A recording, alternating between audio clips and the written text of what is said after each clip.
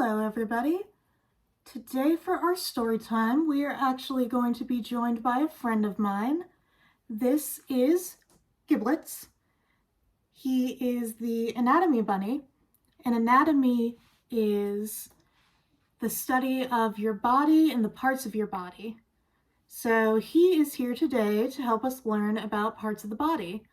And specifically, he's here to help us learn about organs.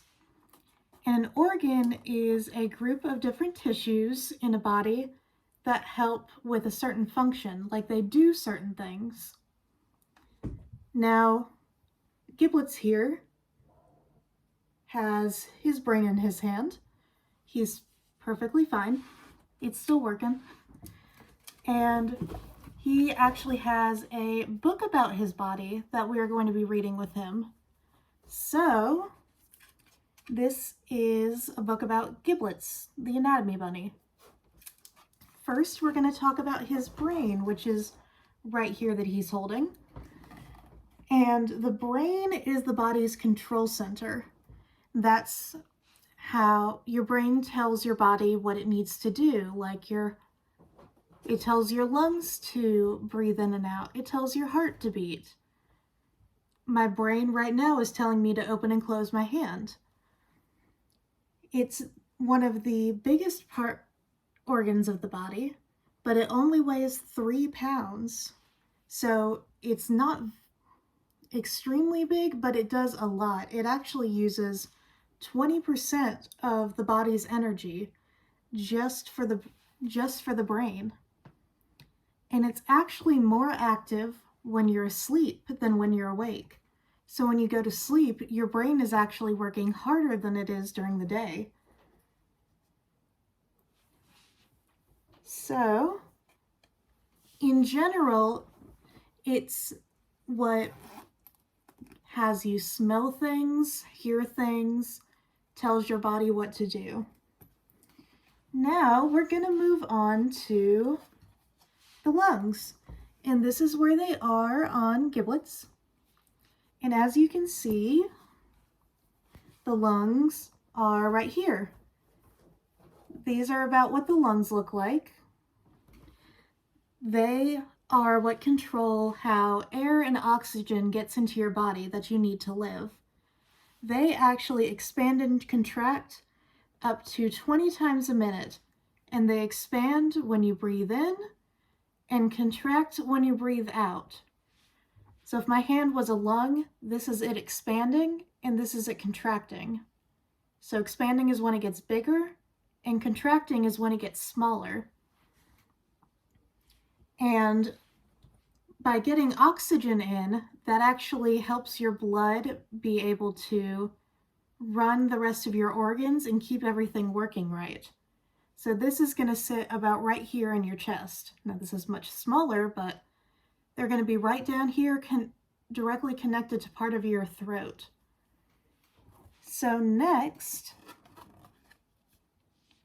is your heart. Now, our heart is located about in the middle of our chest, right here, and the lungs are on either side of it. And you can see here that Giblet's heart is resting right about in the middle of his chest. The heart pumps blood around the body, and it beats about 60 to 80 times per minute if you're just sitting and not doing much. But if you're exercising, it can actually beat up to 200 times a minute depending on how much your body's moving. When your body moves more and it expends more energy, then your heart needs to beat faster to keep it up. And it actually, while your heart beats, if you're listening to music, it actually can beat along to the beat of the music, which is really cool. And this is his heart right here. So, next we have the liver. Now you don't hear the liver talked about too much, but here it is. It's just kind of a little wiggly shape right there. And the liver actually does over 200 different things for the body. So it helps to clean toxins out of the blood and produces a lot of the chemicals we need to digest food. Basically, it helps keep everything in your body clean. And actually, one cool thing about the liver is that it can regenerate itself, which means if someone needed a new liver, you could give someone part of yours and it would actually grow back over time. So over time, you would have that full liver again. And that's what's so cool about the liver. And as you can see here, it's located right underneath one of the lungs and the heart. And that is the liver. Now we will move on to the stomach. And everybody knows about their stomach in that it helps you digest food. It's where all your food goes after you eat it, and it's part of your digestive system, which is the entire system of your body that deals with when you eat and digest and get rid of food in your body. So the stomach actually has acid in it that helps you break down food. That's actually so strong that it could break down metal over time. Now don't test this, but it has extremely strong acid so it can break down food in your body. And this is the stomach right here. And actually, when the stomach is full, it can hold up to 1.5 liters of food and fluid, which, if you think about it, is about a little over 6 cups worth of food and water. And this is the stomach that's right next to the liver on the other side under the heart and lungs. So now we're going to keep moving down to the kidneys. And the kidneys in our friend look like this. The kidneys are essentially what helps to filter out a lot of salt and a lot of sugar that's in your blood. They filter your blood to make sure everything that's in there that needs to be there is still there. And it can actually filter your blood about 300 times a day. And it's filled with 1 million nephrons. And these are little filters that make sure that everything is right in your blood. And they actually do need a lot of water to work, just like your brain. So whenever you're drinking water, you're actually helping out your organs a whole lot.